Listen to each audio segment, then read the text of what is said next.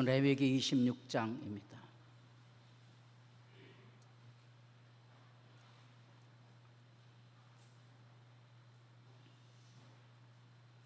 레위기 26장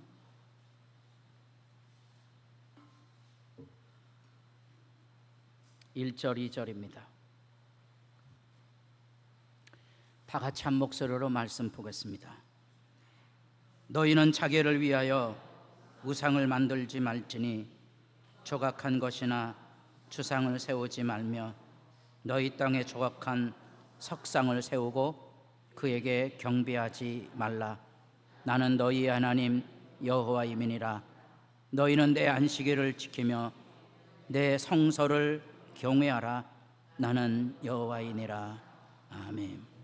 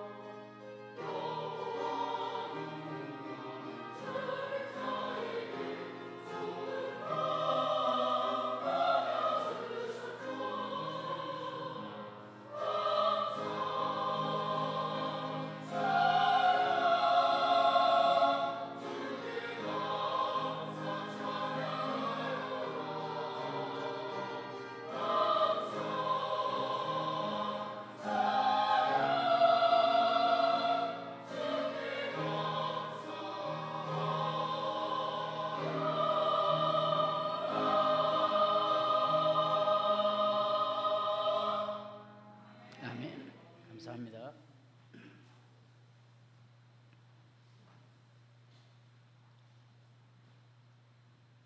인사를 옆에 분들하고 나눠보겠습니다. 네. 감사합니다. 고맙습니다. 네.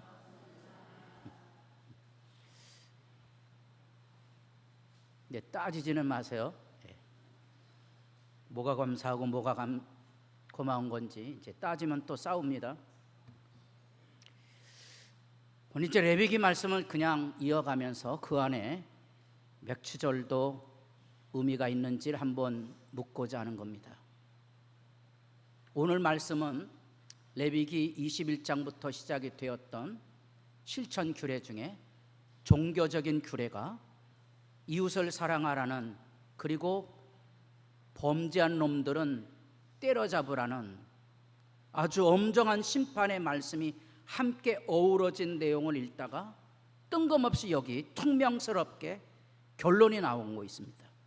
그러니까 이 결론을 읽으려면 앞뒤 좌우의 문맥을 좀 이해할 수 있어야 됩니다. 사람이 왜 악해지는 거 아니 앞뒤 좌우의 이야기를 하지 않는 거예요. 그걸 고려하지 않고 어떤 한 구절 하나의 말만 빼어내서 말하는 거예요. 그러면 오늘날의 우상 숭배하는 사람들은 오늘 어디 요즘은 마루도 없잖아요. 옛날엔 다 마루 있는데 거기다 신주단지 이렇게 절하고 오신 분은 안 계시죠?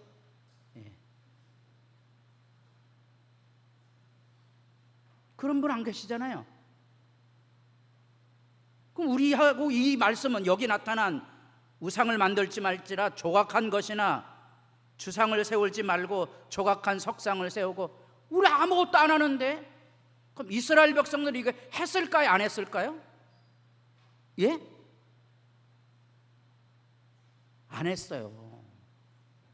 그 지금 뭐 얘기하고 있는 거예요? 앞으로 할 거예요. 레위기는 모세를 통하여 증거된 대로 지금 광야길을 건너가고 있어요.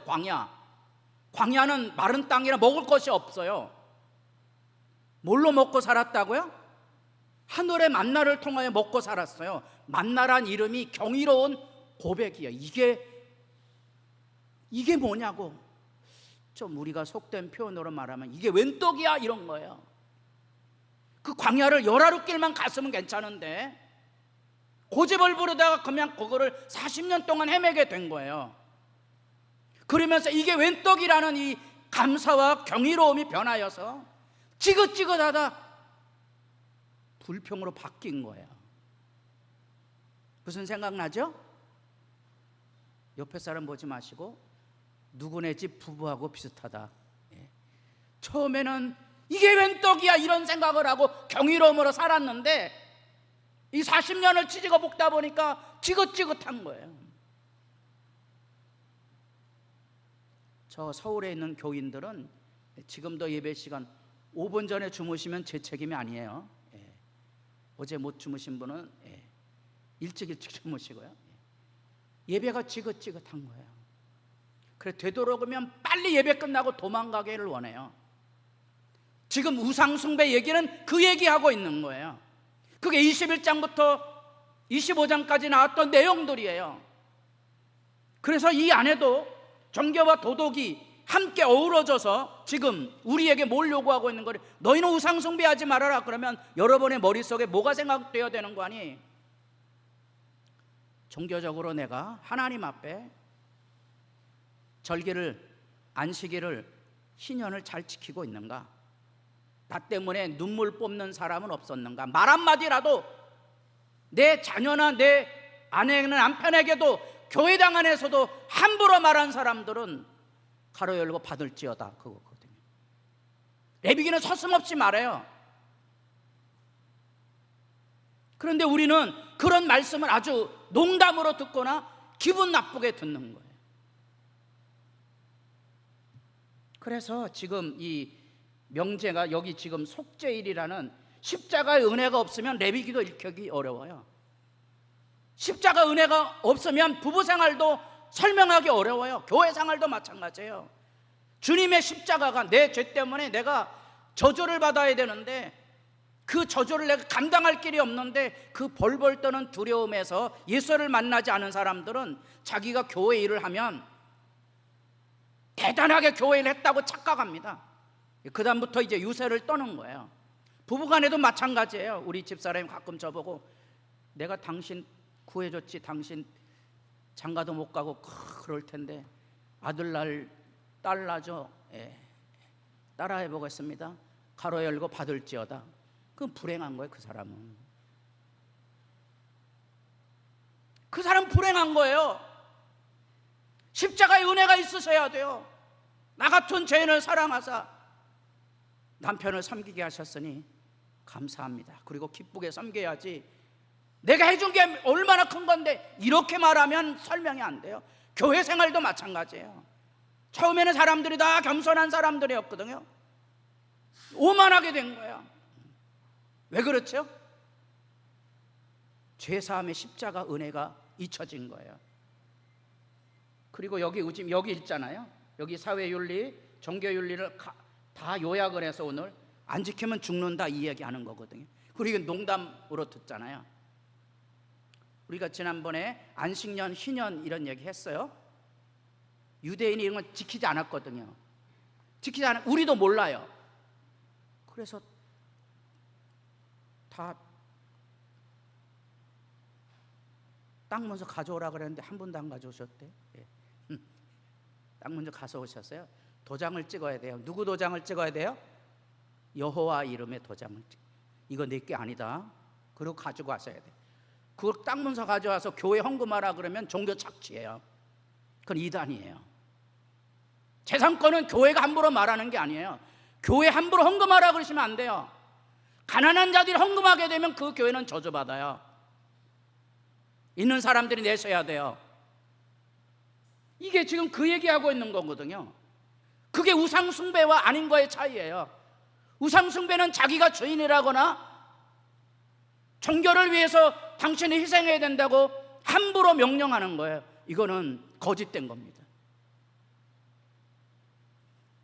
이런 것들을 알아야 저희 집사람하고 저희 지금도 식당에 있으면 우리 집사람 국 없이 못 살고 저는 국 없는 반찬을 좋아하죠. 그래서 국을 뜹니다. 매일 아침 제가 노래를 부릅니다. 조금만 주세요.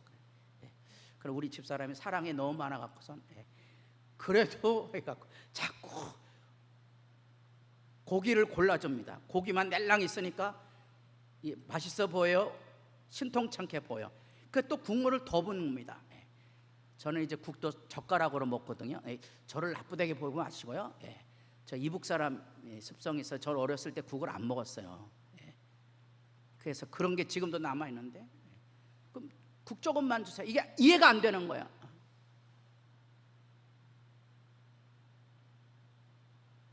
이게 뭔고 하니 우상숭배에 젖어 있는 미숙한 사람들의 생각이에요. 자기 생각에 안 맞으면 수틀리면 들이받는 거예요. 하나님 앞에 서서야 돼요. 뭐가 우상숭배인지를 분별해야 되는 게 중요한 거예요. 뭐가 예배인지를 분별하는 게 중요한 거예요. 많은 사람들이 주일날 여기 교회 나 11시 예배 드렸으니까 주일 성수했다. 천만의 말씀이에요. 저희가 장로교인데요. 장로교의 전통의 신학적인 기반은 칼빈에 나왔어요. 존 칼빈이 안식일 규례, 주일 규례에 대한 여러 가지 설명들이 있었는데요. 간단하게 요약하면 그거예요. 첫째, 주일 성수하는 방법, 예배 시간 제대로 드리고, 두 번째 뭐 해야 되는 거예요? 믿음 약한 사람들 신방해야 되는 거예요. 여기 신방하지 않고 주일 지켰다고 생각하는 사람들은 하나님 앞에 물어보셔야 돼요. 천국 갈 수 있을지. 그리고 가난하고 약한 자를 돌봐주는 거예요. 그게 주일이에요. 그게 성수예요. 예배 드리고 도망가시려고요? 아니에요. 재미없을 거려 그 사람은. 지금 이 얘기를 하는 이유가 그거예요. 이제 26장 1년 할 수 있는 분량이거든요. 이제 이렇게 얘기하면 막 교인들이 다 엎어질까 봐 지금 26장을 얼마나 할지 지금 2개는 잘라놨거든요. 이게 그 다음에 자르면 6개가 되는데 2번에 자를까요? 빨리 넘어가고 싶죠. 이게 지금 안식년, 이게 축복 저주고요. 여기 진실에 대한 얘기가 27장에 나와요. 지금 요 단락 읽어가고 있는 거고요. 구원이라는 게 뭘까? 우리는 죄와 형벌에서 구원받았다는 걸 구원이라 그러는데, 이 구원을 사람들이 누리지 못하는 이유 중에 하나가 뭔가 하니 여기 하나님 앞에 책임을 지지 않는 거예요. 우리가 결혼 생활에도 부부간에 갈등이 있어. 당신 때문에 그래, 이거는 불경건하는 거거든요. 교회 문제 당신 때문에 이게 불경건한 거. 은혜 책임을 지지 않은 거예요. 자기가 책임을 져야 돼요. 나라의 대통령이 잘못해서 그랬다. 우리 아들하고도 정책이 가끔 얘기하는데 누구 책임의 문제다. 정확히 따지셔야 돼요. 저는 제 집사람 보고도 뭐 1번 찍냐 2번 이런 얘기 안 합니다.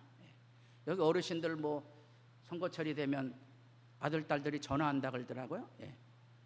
아버지 1번은 안 돼요. 2번 찍어야 돼요. 아버지 2번 안 돼. 이런다거든요. 그런 말 하지 마세요. 우리에게 중요한 게 있어요.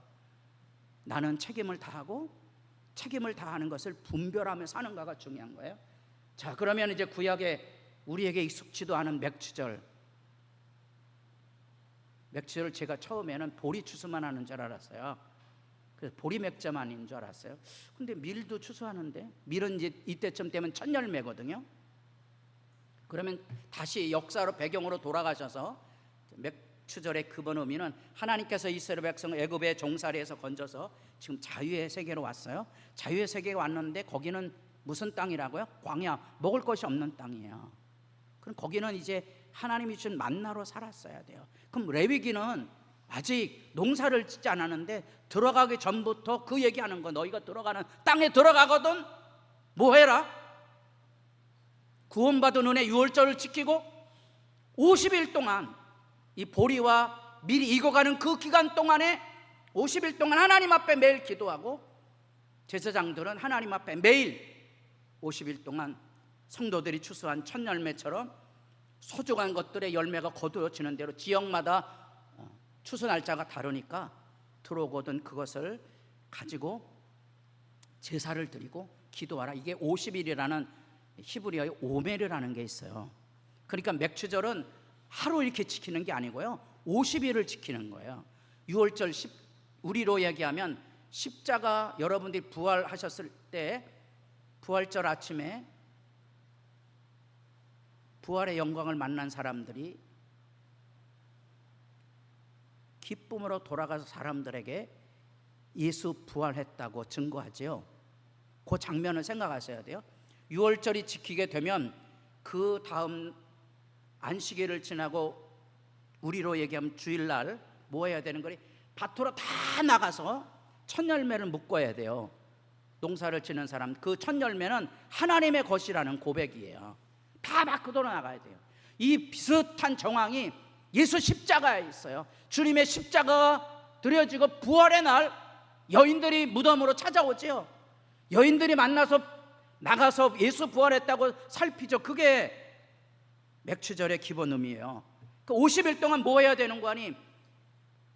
비가 많이 오면 곡식에게 유익이 될 수도 있지만 뭐 과일에게는 비가 많이 오면 맛이 없어지잖아요. 또 비가 또 적게 오면 과일은 맛있는데 뭐는 잘 익지 않아요. 곡식은 잘 익지 않죠. 요에 우리나라로 얘기하면 우산장수 뭐 하고 뭐 남학신 아들 둘 뒀는데 뭐라고 기도해야 됩니까? 그 기간이 50일이에요. 그럼 이 시간 동안 뭘 해야 되는 거 아니? 하나님 앞에 기도하는 훈련을 하는 거고요, 50일 노동하는 훈련을 해야 되는 거고요, 감사하는 훈련을 하게 한 게 맥추절에 대한 생각이에요. 그게 하나님의 백성으로 살아가는 삶의 모습이에요. 다시 확인해 보겠습니다. 기도하는 법, 건강하게 노동하는 법, 감사하는 훈련을 하는 기간이 맥추절이에요. 50일을 지켜야 되는 거예요. 우리처럼 하루 지켜서 헌금 딱 하고 끝, 하나님에 대한 모독이죠. 그런 거 아니라 그랬어요. 우리에게 듣도 보도 못한 얘기, 우리 레위기 23장의 절기 얘기 나오죠. 거기도 보면 여기 나옵니다. 여기 이제 우리가 보기에는 도마 뒤집어튼 것처럼 보여지지만 이렇게 위에 이렇게 쌓는 거예요. 이게 이제 첫 밀로 햇살로 만든 맥추절에 드리는, 하나님께 드리는 제물이에요. 이게 곡식을 다 핵곡식을 갈아서 그걸 가지고 하나님 앞에 이걸 만들어서 드리는 거예요. 아주 어색하죠, 우리가 보기에. 2개를 드립니다. 50일을 세는 거예요. 50일을 세서 그 다음에 이제 드리는 게 여기 아까 했던 떡 2덩이에요. 왜 2덩이를 드립니까? 유대 랍비들이 이런 얘기 해주는 거예요. 우리가 성경에 나타난 이 양을 잘 이해하기 어려우니까. 그래서 요즘은 신학을 하시는 분들이 구약의 특별히 유대 랍비나 탈무드나 유대 문헌에 대해서 굉장히 관심이 많습니다.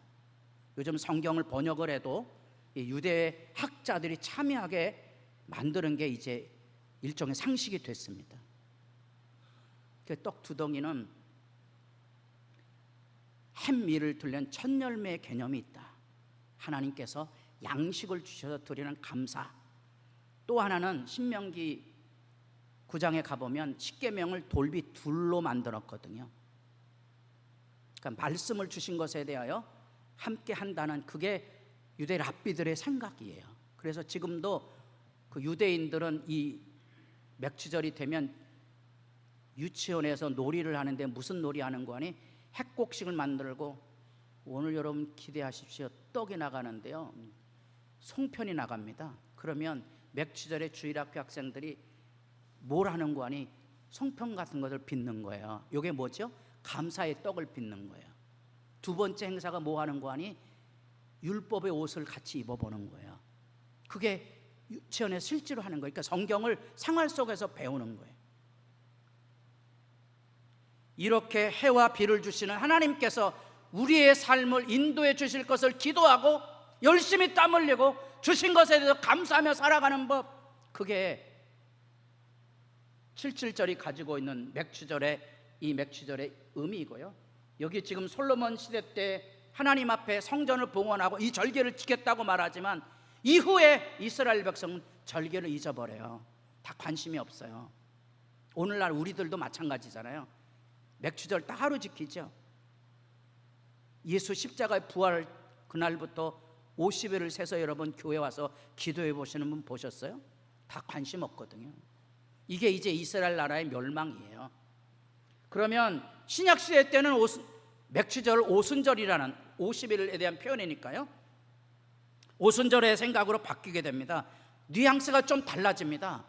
이 오순절은 여러분이 잘 아는 대로 사도행전 2장에 성령 받음의 절기가 되는 거예요. 왜 성령 받음의 절기가 되는 거 아니? 예수님의 십자가의 죽으심과 그 다음에 부활로부터, 부활이 첫 열매잖아요.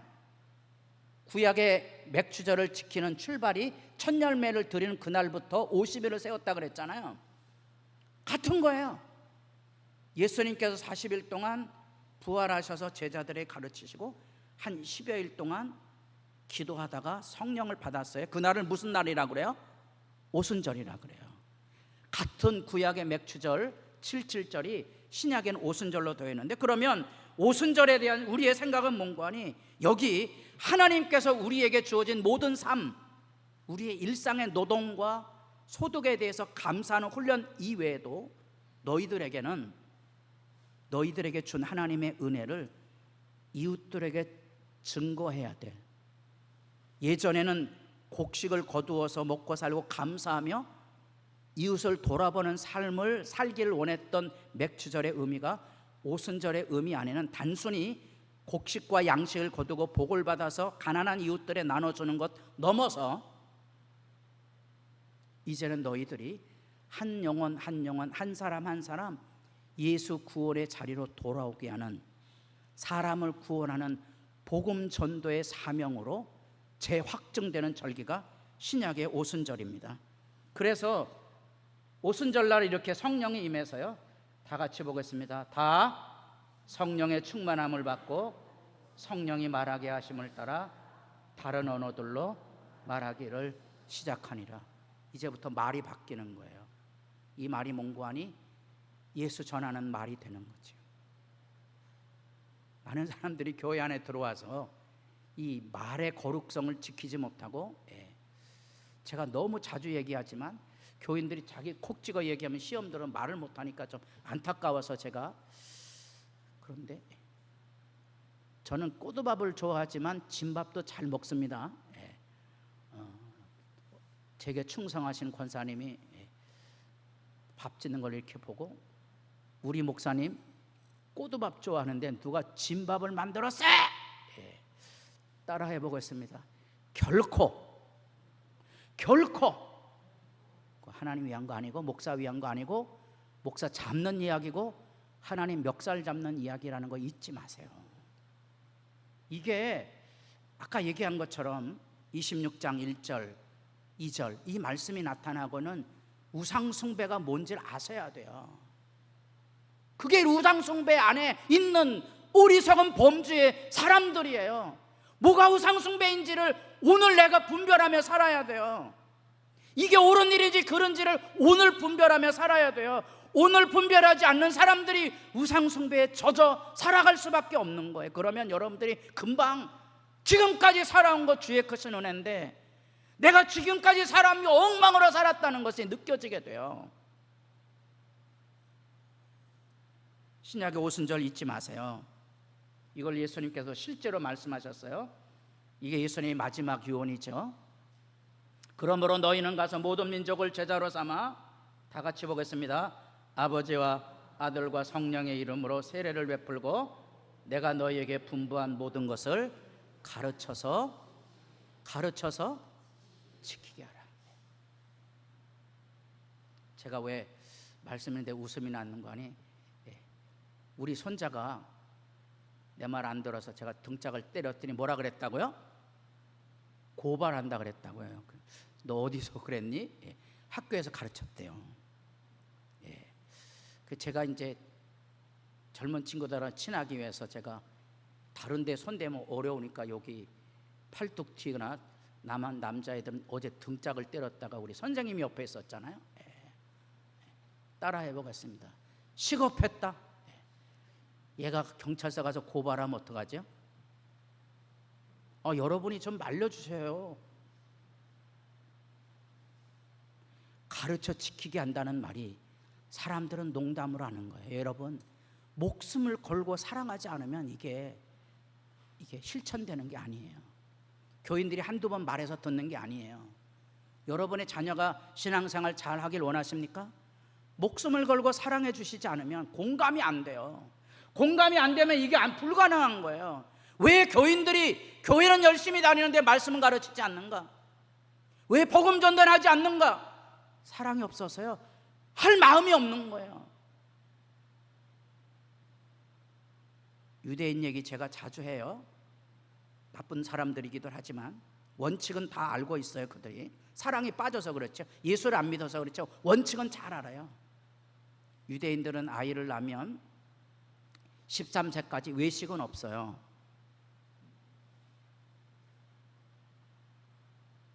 직장에서도 끝나면 다 돌려보내줘야 돼요. 만약에 직장에서 13살 이하의 어린이들이 있는데 회식한다, 그건 천벌받는 회사예요. 돌려보내줘야 돼요. 그러면 아버지가 13살 동안 뭘 해야 되는 거 아니? 13년 동안 집에 들어가서 아이에게 성경 읽어줘야 돼요. 이게 그냥 가르치는 게 아니에요. 교인들 우리가 하나님의 말씀 앞에 바로 세우는 일이 사랑이 없으면 불가능한데 가르치지 않으면 불가능한 거예요. 그 가르치면요, 그와 같은 수고와 희생이 있어야 돼요. 그래서 이 얘기를 한 다음에 너무나 많은 사람들이 좋아하는 구절이 있습니다. 내가 세상 끝날까지 너희와 항상 함께 있어. 이게 임마누엘이잖아요. 하나님이 언제 함께 있죠? 말씀을 가르쳐 지켜 행하도록 헌신할 때 함께 하는 거지, 내가 기도하면 함께 하고 그런 거 아니에요. 그러면 이제 우리들이 지키는 우리 맥주감사주일의 생각은 과연 뭘까 하는 거예요. 그러므로 우리는 예수로 말미암아 항상 찬송의 제사를 드리자. 이거는요, 우리가 부르는 예배 찬송이 아니에요. 이는 이 찬송의 제자는 뭐예요? 그 이름을 증언하는 입술의 열매라. 그 이름을 증언하는, 그 이름을 왜 증언합니까? 왜 예수 이름을 증언합니까? 고마워서. 그 사람 때문에, 그 사람 예수 믿는 사람인데 고마워서 그 사람들이 하나님의 이름을 고백하는 게 이 찬미의 제사인 거예요. 뜨끔뜨끔 하시죠. 제가 어렸을 때는 교회에서 뭘 나눠줬거든요. 그때는 제 기억에도 색종이 하나도 아쉬울 때거든요. 근데 교회 가면 색종이도 주는 거예요. 어떤 때는 그 도화지도 하나씩 주는 거예요. 지금은 교회가 색종이를 주거나 과자를 주거나 그러면 안 돼요. 요즘은 세상에 너무 먹을 게 많아갖고요, 교회에서 그런 거 주면 마이너스예요. 그래서 제가 유년 주교할 때 늘 얘기합니다. 교회에서 주려거든 제일 좋은 거 주고 아니면 주지 말고, 예. 어디 무슨 프로그램을 하면 제일 좋은 데 가고 아니면 하지 말라고 그럽니다. 요즘은 이제 과자 잘못 주면 경찰서 갑니다. 왜냐하면 과자에 이 우유 알레르기 있는 친구들이 있어요. 저는 우유 알레르기 참 무서운 현장을 많이 봤거든요. 제 아는 집사님은 이제 결국은 얼마 안 됐어요. 90년대 초반인데요. 좀 속된 표현으로 목을 따야 됐어요. 알레르기가 심해서 숨을 못 쉬니까. 그래서 얘를 평생 여기다가 이렇게 관을 꽂고 살아야 된다는 거예요. 6살, 7살짜리를 여기다가 평생 우유 알레르기인 거예요. 고대 안암병원에도 갔었고요. 나중에 서울대학병원에도 갔는데요. 마지막에 서울대학병원에 갔던 전문의가 그걸 안 거예요. 그때가 90년대, 그 이전에는요 정말로 목 땄어요. 그래서 여러분, 선을 행함과 서로 나눠주기를 잊지 마라 이런 얘기할 때 뭘 나눠줘야지 이런 생각에 쉽게 젖어들지 마시고요. 좀 김장해 주는 데도 많죠. 다 못 먹잖아요. 교회에서 김장해 주는 거 너무 그렇게 혈안이 되지 마시고요. 평소에 여러분이 가지고 있는 부침개 하나 있을 때 이웃집 하나 나눠주는 그 정도 선에서 친밀성을 쌓아가시고요. 가끔 이제 교회에 찾아오는 분들도 많고요. 뜬금없이 전화하는 분들도 많아요. 도와줄 수 없느냐. 예. 어떤 사람 멀쩡히 옷 차려입고 오고요. 어떤 사람은 제가 10,000원을 주니까 나 10,000원 받으러 온 게 아니래요. 지금 딸내미가 서울에 있는데 나는 여기 자살하러 왔는데 자살 실패를 해서 여기 끈이 있습니다. 서울에 가면 이제 딸을 만나야 되는데 밥을 먹어야 됩니다. 그래서 얼마를 달라는 거냐 그러니까 30만 원을 달라고 그러더라고요. 줘야 된다고 생각하시는 어떤 분은 자기가 미술 전공자래요. 그래서 이제 이렇게 커리커처 같은 걸 이렇게 끄려고 하는 거, 목사님 이게 우습게 보일지 모르지만 이게 나중에 제가 뜨면 수백만 원짜리 될 수 있습니다. 그 한 장 주고 10만 원은 내셔야 됩니다. 그럽니다. 줘야 됩니까? 말아야 됩니까? 안 만났으면 제가 안 줘도 되는데 만났으니 그 다음에 안 줄 수 없잖아요. 그래서 내가 지갑을 가지고 있는 게 아니라니까 얘기하더라고요. 온라인으로 붙여둬도 된대. 따라해 보겠습니다. 잘 먹고 잘 사십시오. 오직 선을 행함과 선을 나눠주기를 잊지 마라. 여기 잠깐 멈춰 서서요. 여러분 아내나 남편에게 잘 생각해 보세요. 여러분 부모나 자녀에게 잘 생각해 보세요. 교회를 할 때 헌금하려고 그러지 마시고 체면 때문에 특별히 하지 마세요.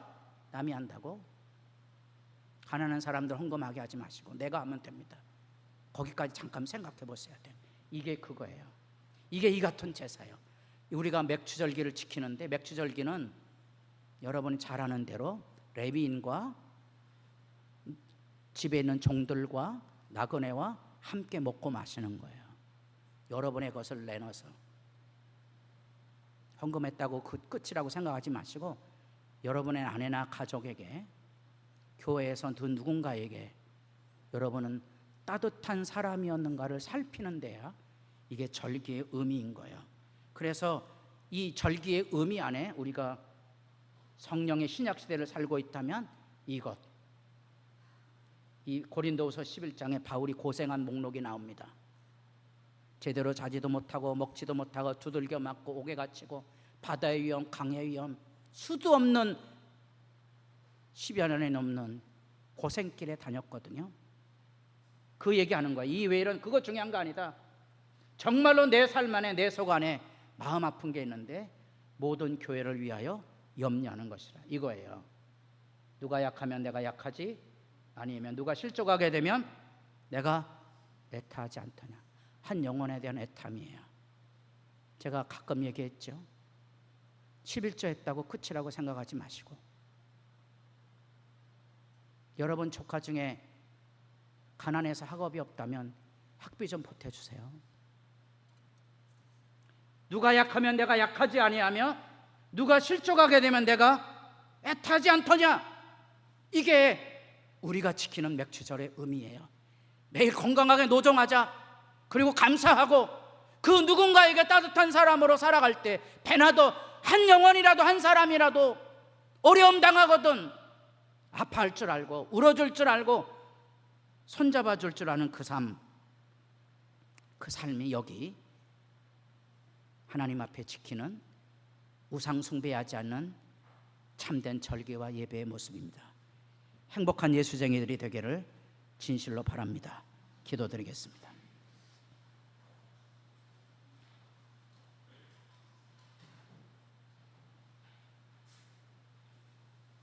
세상에 먹고 사는 일